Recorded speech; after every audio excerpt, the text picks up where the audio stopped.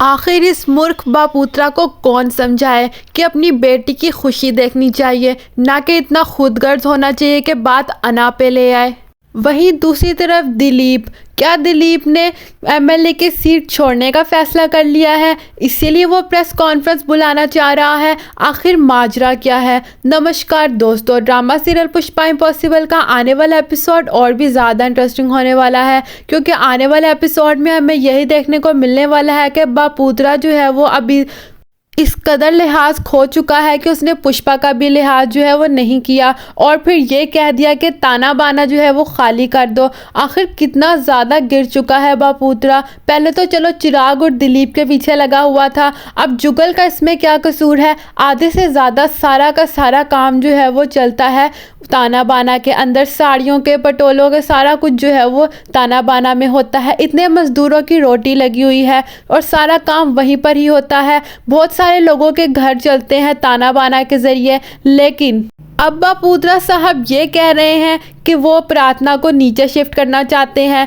इसीलिए उसको जो है वो ताना बाना खाली करना होगा सिर्फ कुछ दिनों के लिए। लेकिन बापूत्रा को ऐसा तो नहीं करना चाहिए ना, और किस हक से ये ऐसा कर रहा है, जबकि उसका एक ससुराल है और वहाँ पर वो रह सकती है और वहाँ रहने पर वो आमादा भी है और मान चुकी हुई है दिल ही दिल में, लेकिन सिर्फ और सिर्फ बापूत्रा की वजह से चुप है। आखिर इनका रिश्ता तो अभी भी मौजूद है एक दूसरे के साथ, ना कि डाइवोर्स हुई है और ना ही ये डाइवोर्स कभी होनी है, लेकिन किसी को क्यों नहीं समझ आ रही। ये बापूत्रा, सिर्फ एक बापूत्रा की वजह से सारा निज़ाम जो है वो ख़राब हो चुका हुआ है। सुशीला, सारे लोग ठीक हैं, बिल्कुल ठीक है, लेकिन बापूत्रा को आखिर कौन सा कीड़ा तंग कर रहा है कि कभी कोई बात ले आता है सामने तो कभी कोई ले आता है। सो दोस्तों, आने वाला एपिसोड बहुत ही ज़्यादा इंटरेस्टिंग होने वाला है। आगे क्या होने वाला है ये सब कुछ हम आपको बताएंगे आज की वीडियो में, लेकिन इससे पहले बात कर लेते हैं आज के एपिसोड की।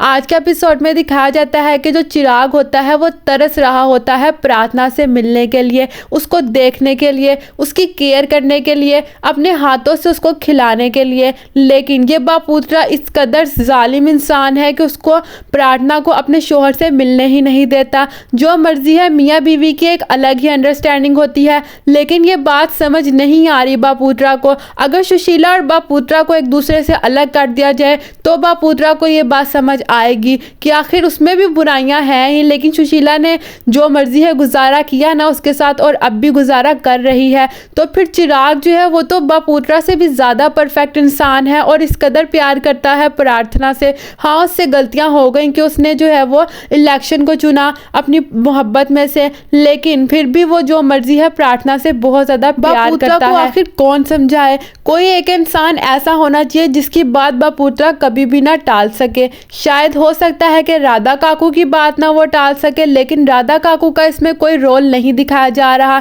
इस पूरे चोल में सबसे ज़्यादा बड़ी उम्र जो है और इज्जत वाली जो है वो राधा काकू है, तो राधा काकू का रोल आना चाहिए बीच में, जो कि बापूत्रा के कान पकड़ सके और उसको समझा सके कि तुम्हें ऐसा नहीं करना चाहिए, तुम मियाँ बीवी के दरमियान रुकावट का बायस बन रहे हो। लेकिन अभी तो उसको कुछ भी समझ नहीं आ रही। वहीं दूसरी तरफ बापूत्रा के अलावा पुष्पा पे एक नई जिम्मेदारी आने वाली है। जी हाँ दोस्तों, नानावटी स्कूल का सारा निज़ाम आने वाला है पुष्पा के हाथ में, क्योंकि नानावटी सर जो हैं वो जाने लगे हैं अमेरिका और वहाँ पर 1 साल के लिए जा रहे हैं, इसीलिए वो सारा का सारा कुछ जो है वो पुष्पा पे छोड़ के जाना चाहते हैं। लेकिन पुष्पा की घर की जिम्मेदारियाँ ख़त्म हो तो वो वहाँ स्कूल में ध्यान दे पाए, लेकिन पुष्पा ने भी उनको कह दिया मैं आपको सोच के बताऊँगी, और नानावटी सर ने यह भी कहा कि अगर तुम्हारा जवाब ना हुआ तो कोई बात नहीं, बिला झिझक कह देना, क्योंकि मैं जानता हूँ कि तुम्हारे सर पे बहुत ज़्यादा जिम्मेदारियां हैं।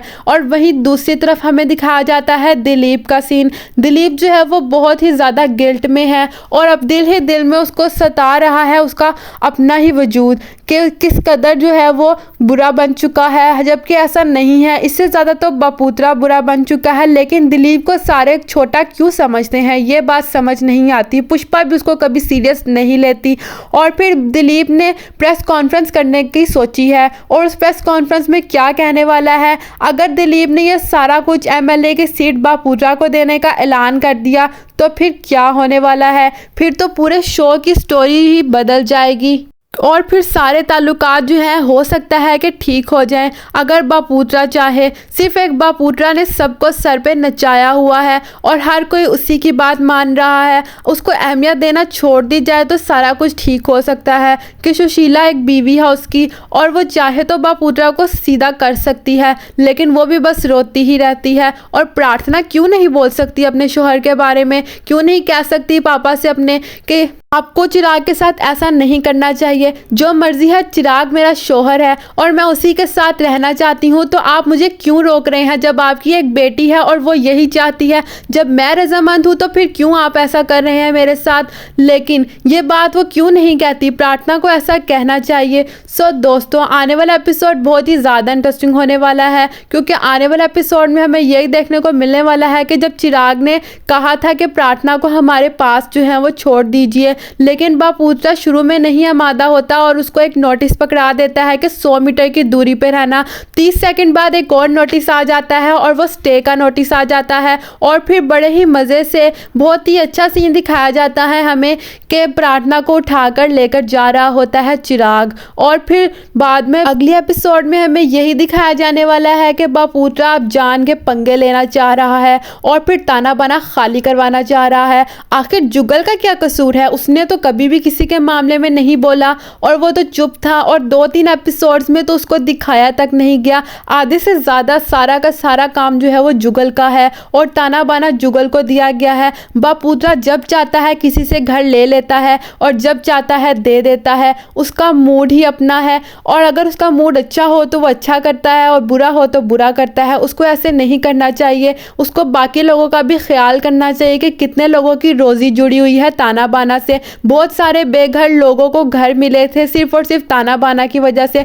मजदूरों को खाना मिलता है और वो अपने घर चलाते हैं, लेकिन ये बात बापूत्रा को समझ नहीं आ रही। अगर रहना ही है तो वो अपने ससुराल में जाके रहे प्रार्थना। सो दोस्तों, आने वाला एपिसोड बहुत ही ज़्यादा इंटरेस्टिंग होने वाला है। आपको क्या लगता है कि क्या होने वाला है? अपनी राय का इज़हार कमेंट्स बॉक्स में ज़रूर करें और ये भी बताएं कमेंट्स बॉक्स में क्या मैंने सही कहा।